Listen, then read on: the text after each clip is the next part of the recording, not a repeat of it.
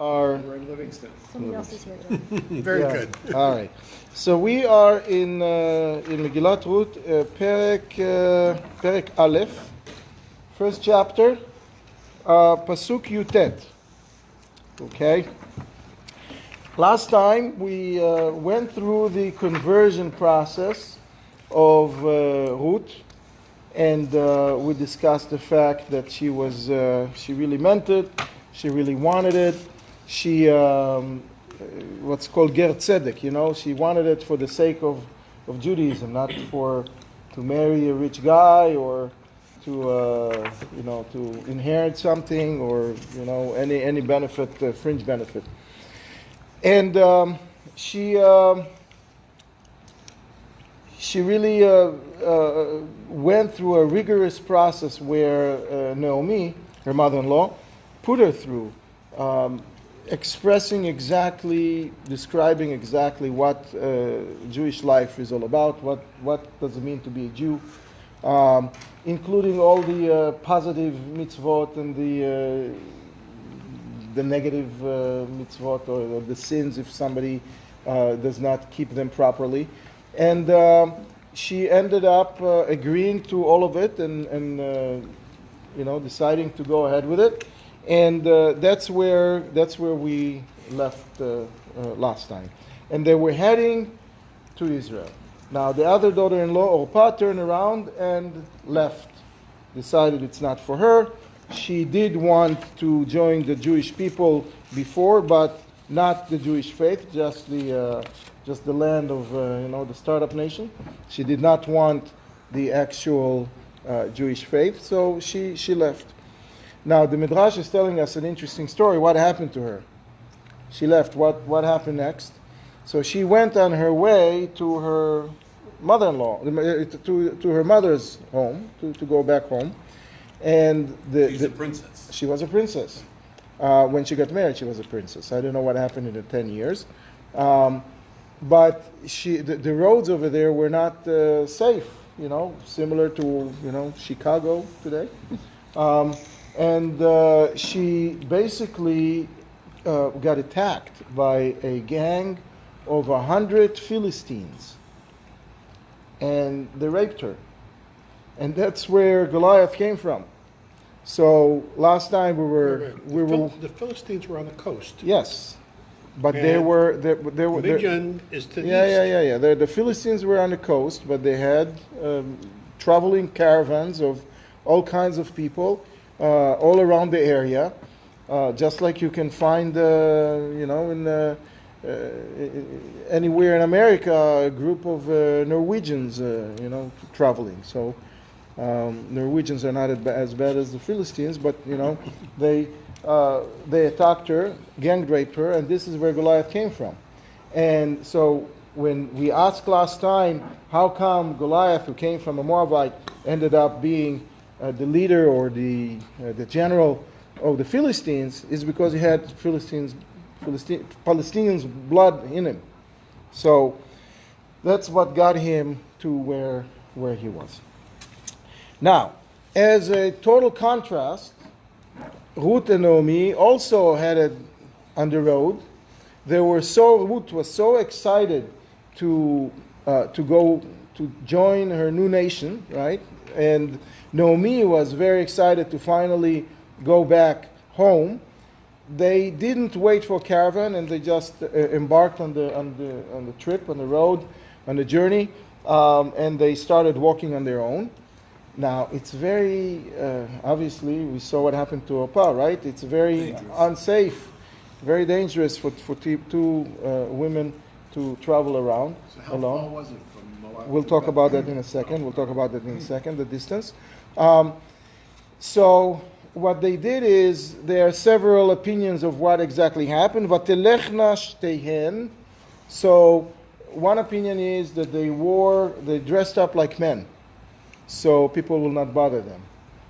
Another opinion, which is not contradicting to this opinion, is that God made a miracle and nobody was on the road at the time, and nobody bothered them And a third opinion is mentioning the fact that they they were equal.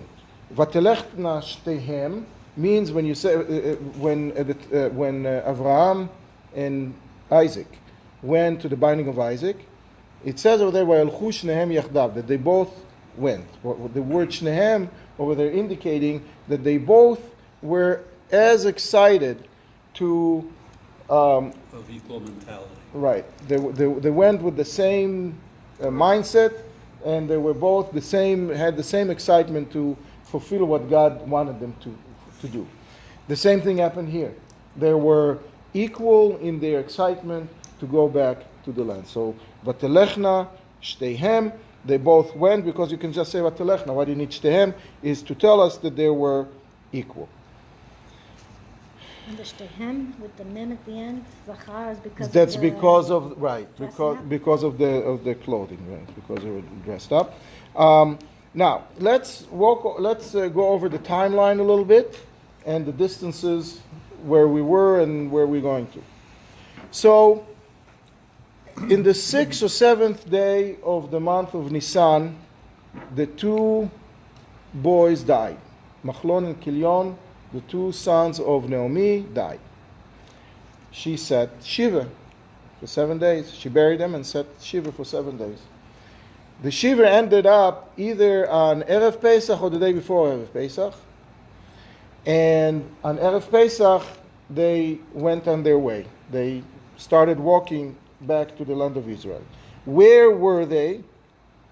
They were, if you take Jericho and go straight east, a little bit, really a little bit, you cross the Jordan River. And at that point, these are the fields of Moab, where they were. Exactly where about there, I don't think we know, but it's not far. So the distance, walking distance, from where they were through the crossing of Jericho, because there was an official highway crossing, there was a crossing in the right in front of Jericho. The distance is about 2 days walking. To Bethlehem, right? To where they were.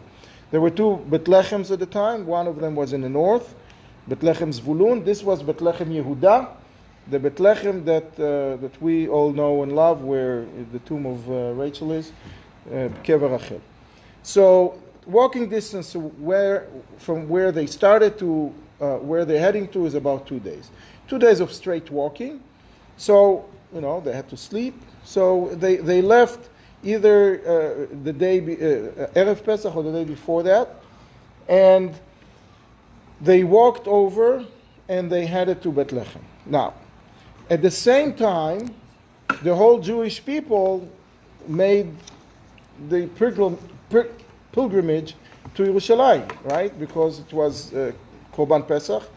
Now, the distance between Har HaBayit and Bethlehem, walking distance today, is about 1 hour and 40 minutes. If you have a Tesla donkey, it's probably 20 minutes, half an hour, you get there. So it's really close. So what happens is they walked, and she told, as soon as she made the conversion on Erev Pesach, Naomi told her that you can't really walk far on Yom Tov. We have to stay, right? We have to stay where we are. So, did they walk on Yom Tov or not? Because you need the time to get there, and they arrived the day after Yom Tov, right? So, the rabbis say in Midrash Rabbah that they did walk on Yom Tov because of Pikuach Nefesh, because they were on the way, and it was dangerous for them to stay there. They had to walk on Yom Tov, even though it's really not allowed, and that's one of the first things that she told her, that it's not allowed. They had to do it as an exception. There is another minority opinion that the whole thing happened 2-3 days earlier, and they arrived on Erev Pesach. This is the opinion of the Targum. We're not going to deal with that right now, because the majority opinion is that they did walk on Yom Tov, and they arrived right on Motzi Yom Tov. Now, what happened on Motzi Yom Tov? Motzi Yom Tov, there was the cutting of the Omer. What is cutting of the Omer? It's the next day. The next day is the sacrifice of the Omer. The cutting of what they're going to sacrifice is the night before. It's done at night? The night before. So what happens is there is Ktsirat HaOmer. What is Ktsirat HaOmer? There is a commandment to, before the harvest starts, before anybody is allowed to harvest the wheat and barley and start using it, we have to cut 3 se'im. 3 se'im is a se'ah is about 19 liters, something like that. It's I forgot exactly. Actually, I don't think it's a significant amount of. I forgot exactly. It's barley or wheat that grows on 50 amot by 50 amot. So 3 of those. It's almost it's a little more than a football field. No, it's a little less. It's like 75% of a football field, basically. You cut that and take the wheat. That's 3 se'im. Now, that kind of the actual cutting of the wheat occurred on the Motzei first day of Pesach, the first day, and it was a big deal. It was a big deal for a few reasons. Reason number one, it's an agricultural society, and it's, everybody's waiting. That's how they're making money. They didn't have programming computers, so they had to do what everybody else did in those days, and that's grow stuff. So everybody was waiting. So it was a big deal. In the second temple, it was even a bigger deal because the tzdukim were saying that it's not the right time to bring the Omer. It says Mimachorat HaShabbat, that after the Shabbat you have to bring the Omer, right? And the rabbis teach us from the oral law that the Shabbat means the first day of Pesach. The tzdukim and the karaim and all of those who don't really believe in the oral law say it's a Shabbat, so it needs to be after Shabbat, on Sunday. Some said that it needs to be after the 7th day of Pesach. Shabbat from 7, it's the 7th day of Pesach. It needs to be other times, not where it needs to be. Really. So it was a bigger deal to really make a public celebration of the cutting at the right time. Now that's in the second temple, the time of the second temple. We are way before the first temple, but it was also a very big deal because this is really one of 2 events that are related to Bet HaMikdash that happens outside of Bet HaMikdash. The other one is getting the water from the wells on Hoshana Rabbah and Sukkot. So those are the only 2 things that really were done in public, and people were able to participate and see in real time. So it was an exciting event, and everybody came there. Now, everybody from the surrounding towns. Now, which one is a very known surrounding town to Bethlehem? Yerushalayim. And who is at the time at Yerushalayim? All of the Jewish people. So everybody came to Bethlehem to experience, to witness the cutting of the Omer at night. It was a whole ceremony. I mean, it's a documented, amazing event. Okay. What? They use torches to see? Torches, yeah. It's, flashlights, right? The cell phones, They got it. Why they needed to cut? They needed to cut it in the evening so they can get it ready, and they needed to roast it. I mean, it was a process. The next day, they needed to do it early in the morning to get it to Bet HaMikdash and bring it to the Kohen, so people can start harvesting. Because people knew that the Omer would be brought at a certain time, and from that, right after that, we can we can start harvesting. There was a pressure, and Each farmer had to bring his own. No, that's bikurim. That's bikurim. That's bikurim. You're confusing it with bikurim. The omer is not. It's one omer. One omer for the entire Jewish people. Yes. But it was grown in several places. It was just grown in Bethlehem. It was just growing in one place, close to Yerushalayim. I don't know. It might have been each time different place. I don't know, but that year it happened in Bethlehem. In any event, everybody is came to that cutting of the Omer, and some of them stayed around to sleep over in Bethlehem. Some of them went back to Yerushalayim, and the very next morning, those two ladies show up. But overnight, something else happened. The wife of Boaz passed away overnight. She passed away, so we don't. The first day of Chol Moed. At night, the first night of Chol Moed, the night when we cut they cut the Omer. She passed away. Now Boaz was the leader of the Jewish people at the time. He's also called Aftzan, according to most. He was a shofet. So everybody came to the funeral, right? It was a big deal. Everybody came to the funeral, and everybody was around. It wasn't a big deal to come to the funeral. They were all around. So they are the whole city is going behind the mitah, the casket. they didn't have Procession. the procession, right? They're walking behind the body to the cemetery outside of the city, and those two ladies are coming. And typically there was one or two roads leading into the city, and the cemetery was always outside of the city. So that was right on the road. So they're all there. You wanted to not necessarily make a big to-do about about them coming. They didn't write about their arrival, and but here we go. That's everybody is welcoming them. So ad Boana Bethlehem, till they got close to Bethlehem.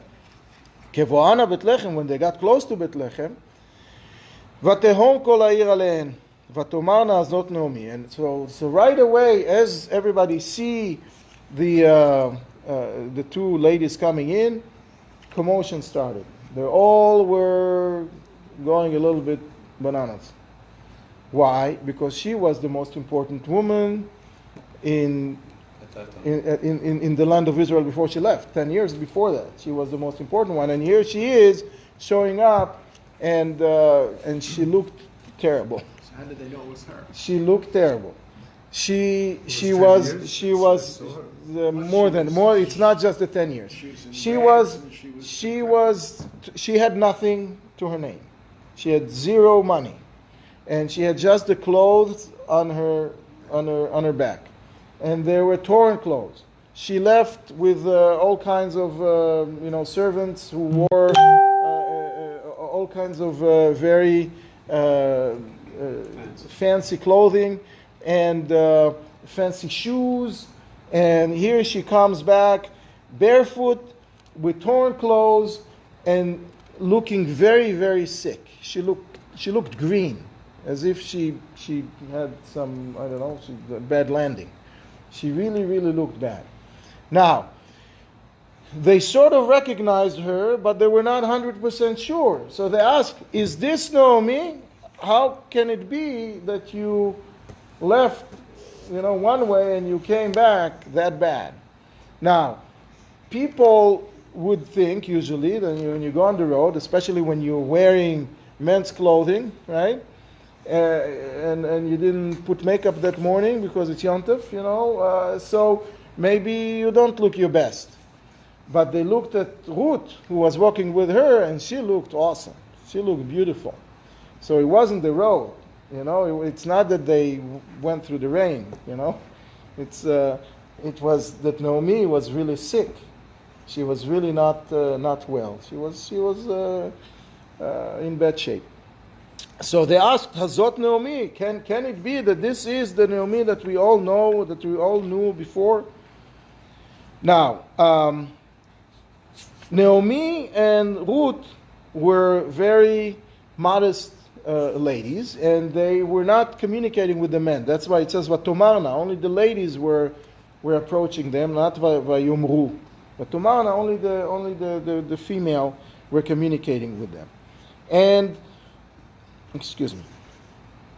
And they also realized, by then everybody knew why they left.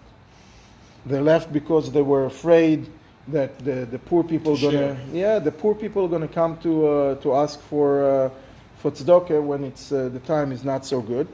Now, by the way, that day was the first time that after all the 10 years that the ceremony of the Omer was able to be done in such a big, elaborate way, a big scale. Because until that day, the famine was still there, sort of. The country had to recover. A 10-year famine they just recovered. They just got back, the Dow Jones just got back to everything they lost. So it was a huge, the first time that they were able to do it was a bigger celebration, a lot more people. And they all knew why they left, and they all said to themselves, that's what happens when you leave the country. That's what happens when you run away and you're not sharing and, you're not doing the right thing. On the other hand, also, it's a Jewish way of showing sympathy and a way of participating in one's sorrow. They were not standing there and laughing at her. They were trying to, how can we help the situation? You're in really bad shape. What should we do? So Naomi is telling them, "Vatomar alehen al tikrana li Naomi, krana li Mara, ki hemar shadai li meod." So she's telling them, listen, first of all, you're calling me by my name that represents pleasant, being pleasant and being good and feeling good and I'm not that anymore. I'm really not that anymore. So you were wondering why I look so bad and what happened to me. I really got hit very, very badly. And she started telling them. And here, as she's telling them, we're learning a whole bunch of things about her life that we didn't know before. It says Mara with Aleph. Usually it should say with Hey. The Aleph is representing by the number 1, and Hey is 5, right? So we're missing 4. So the rabbi tells us that she left with extra 4 souls, and she came alone. She came as an Aleph. She left as a Hey, and she came as an Aleph. And what is the extra 4 souls? It's her husband, may he rest in peace, right? Her 2 children, and where's the 4th one? She was pregnant. She was pregnant, and she lost the child. That was the first loss. As soon as they started on the road, before the husband died, she lost her child. And that was a way for God to tell her, you're not doing the right thing. And later on we'll see how she's saying, the next pasuk, we'll see how she's saying that God warned me and I didn't listen. We also know that as she arrived in Bethlehem, she asked around, she realized that her brothers and sisters also passed away while she was away. So now she has nobody close to come back to. She can't, coming back from after 10 years, she didn't have where to crash, where to take a shower, nothing. Everybody who was close to her passed away. And the rabbi tells us it's because of her sin, because it was a very significant family, and they left, and the punishment spread to some relatives. Yeah, but she was just following her husband. She was just following her husband, and she was obviously she had a say, a little bit of a say in the matter, and she could have said, "I'm staying. I'm pregnant. I should not be walking around. That's not a good idea." She was pregnant on the way there. On the way there, she was pregnant. She couldn't be pregnant now, 10 years after her husband died. That's too long of a pregnancy, even in those days. And she's saying that I was really used to very good life, and now I have nothing. But you should know that even if I wasn't really used to good life, what I got was too much.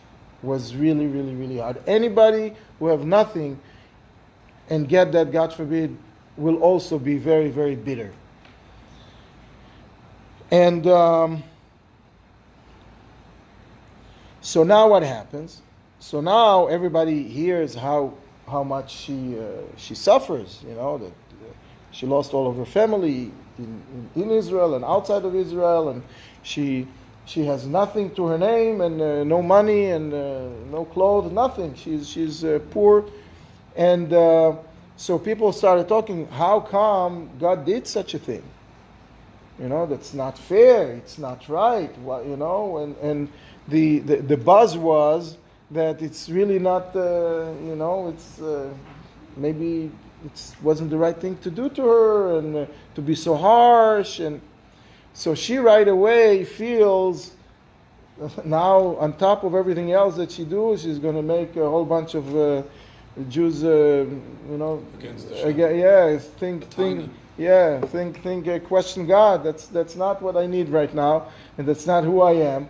So she pedaled back and says, listen, she's not pedaling back. She basically said, I deserved it. I deserved it all. Everything that God gave me is because I deserved it. And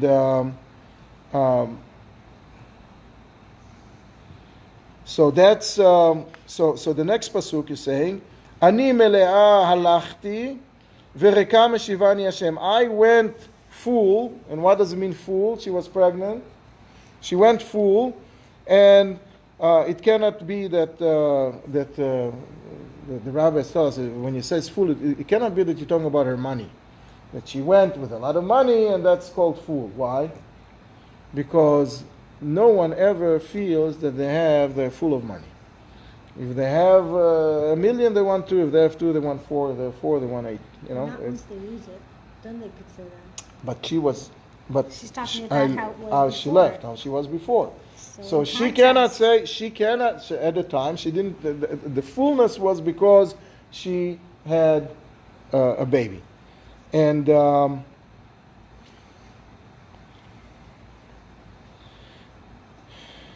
now, and then she's saying, and Rekam Shivani Hashem, and God brought me back empty, again, no, and that goes, and the money as well.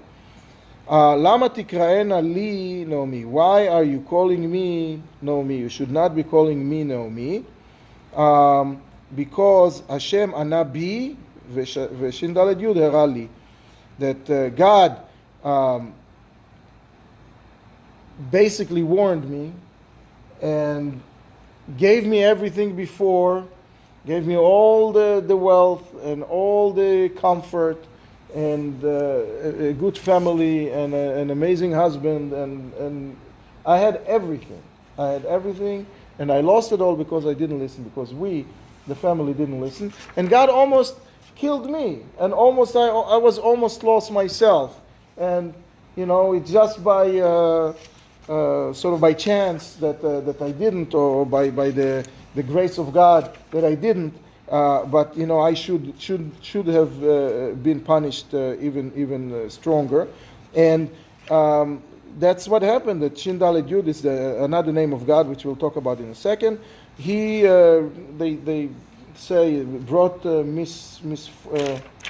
misfortune. That's not a right translation. Herali is brought me a lot of bad stuff. It's way stronger than misfortune. Yeah. It's similar to the story of Miriam, who didn't want to be called Miriam. If right, they called me Mara. I'm not happy. I brought shame and whatever. Right? Miriam, which Miriam?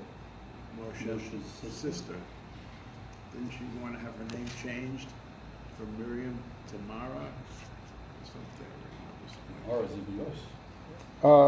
Mara's bitter. Yeah, well, that's what she was. She was bitter? No. I don't know. Maybe I'm wrong. I don't remember. Anyway, one It's of stuck the in the back of my brain somewhere.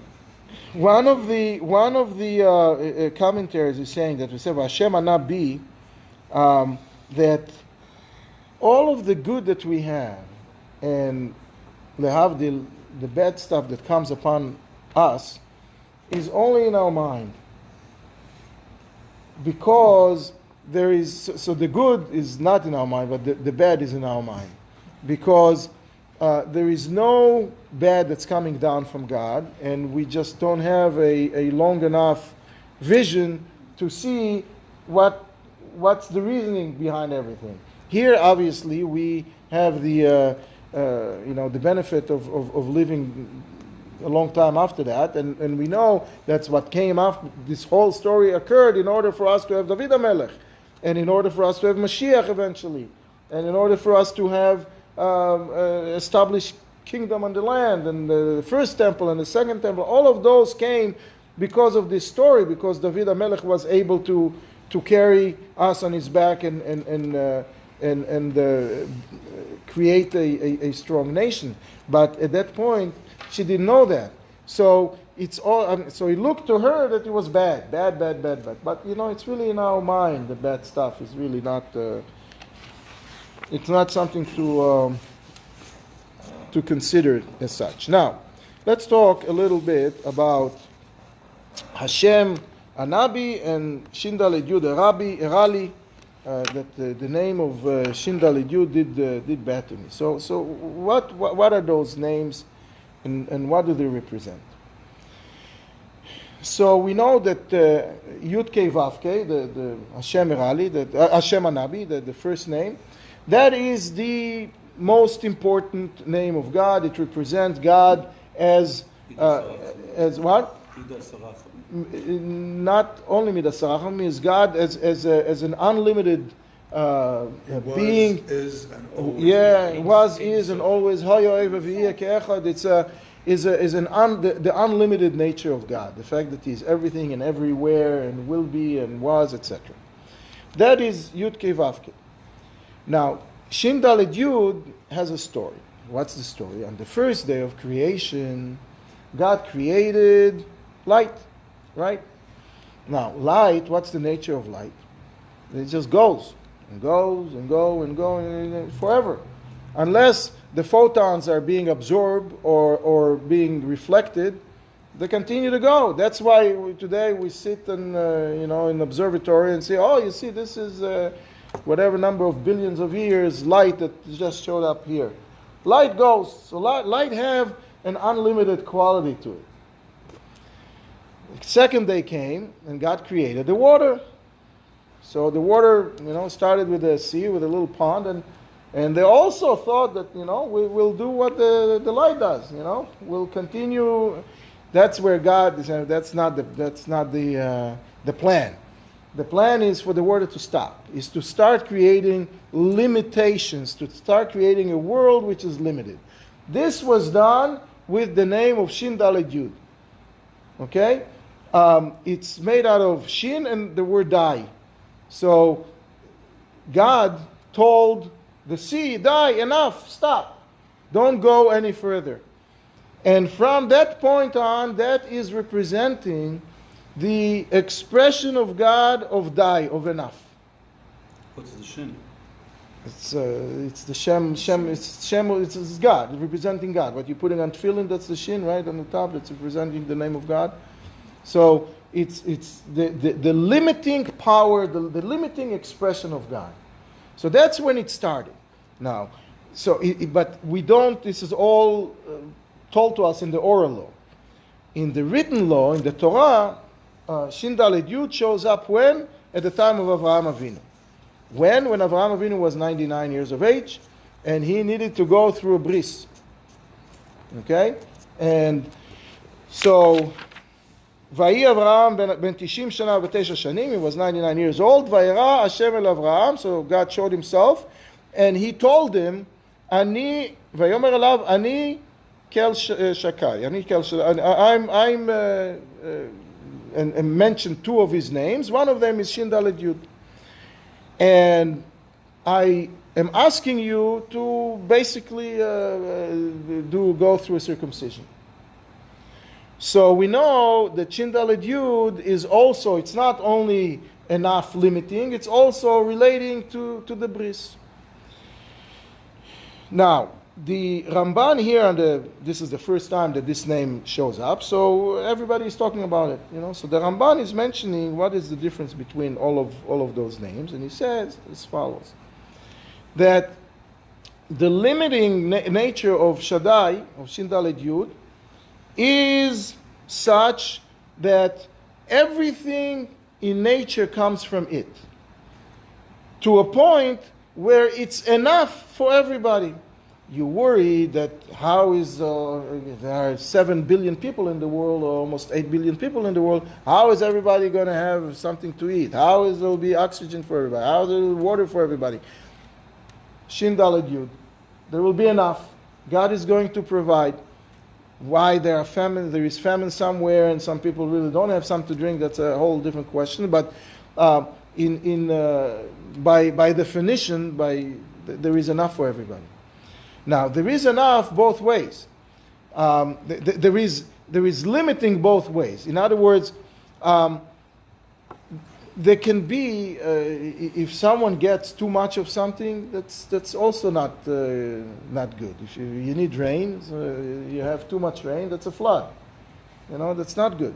So even the good stuff that God is sending us needs to have some limits, needs to have dye. So there is dye that goes, it's not too much and it's not too little. Now, so the Ramban is telling us that all of the miracles that happens to our ancestors, to Avraham, Yitzchak, and Yaakov, to our forefathers, happened through the name of Shin Daled Yud.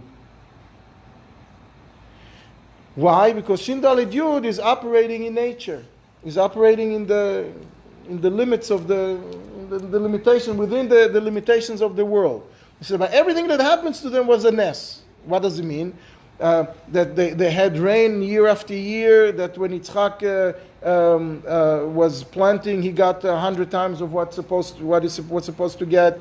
That all of the things that our forefathers got was a miracle, because it's not natural that they will have prosperity year after year after year after year. But it's all within nature.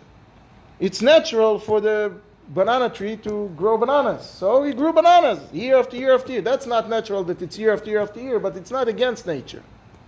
So everything that happens to our forefathers happened through Shin Daled Yud. There is enough. There is enough for everybody.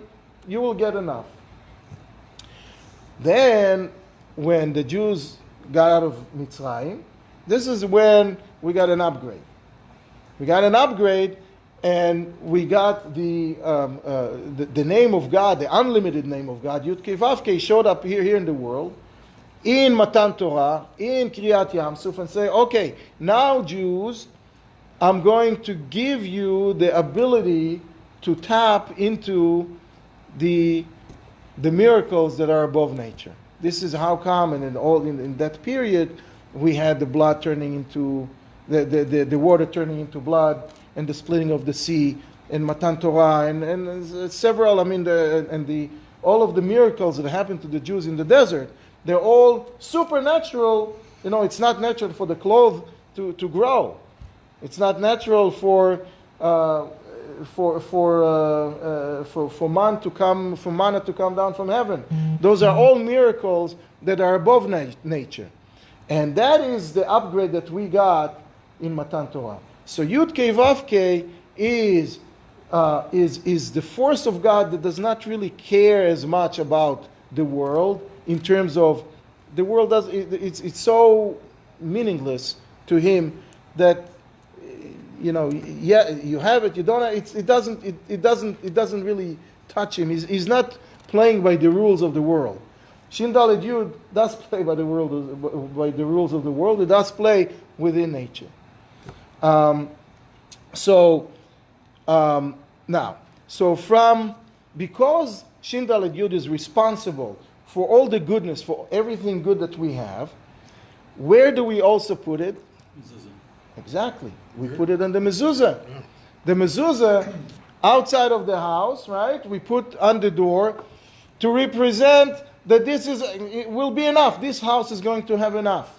It's also a sign for the people who do not believe in God that, don't think that there is some hocus pocus that you can invest in some stock market and be rich without God wanting this to happen. It's all coming from God. The house is coming from God, and everything else that's in the house is from Him as well. So what happened to her? What does it mean? Shindal Yud Herali, that he provided her with badness. Milah represents the reproduction, right? What does Avraham Avinu got after he had the bris? He got the gift of Yitzchak. He got the gift of us. The whole time that the forefathers were building our nation, were producing our nation, they used the name Shin Daled Yud. Yaakov used it everywhere, and Yitzchak used it a couple of times, and Abraham used it in several times. It's all by the name of Shin Daled Yud that we got the reproduction. What happened to Ruth? She lost it all.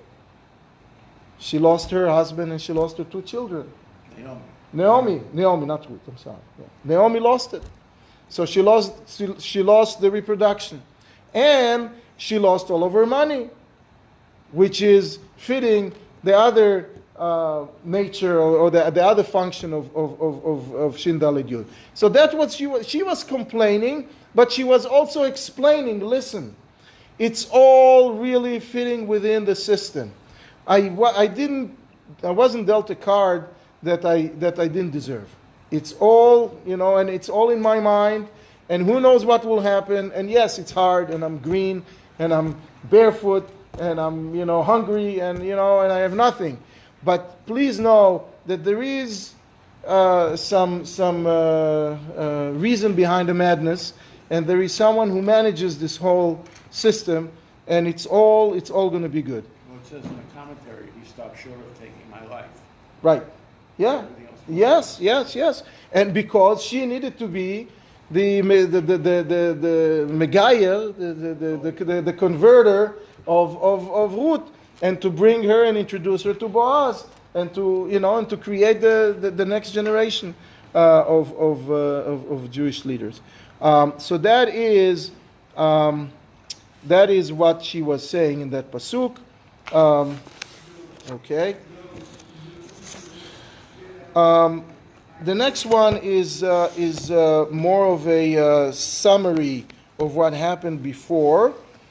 Vateshev Naomi Ruth Moaviyah. We'll get back to it because there are a couple of strange things here. How come we're calling Ruth Moaviyah after she converted, right?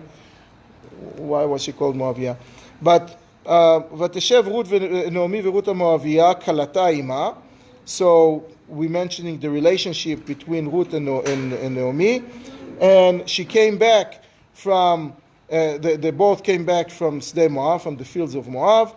And where did they come? They came to Bethlehem. Everything that happened before with the explanation happened right outside at the cemetery area.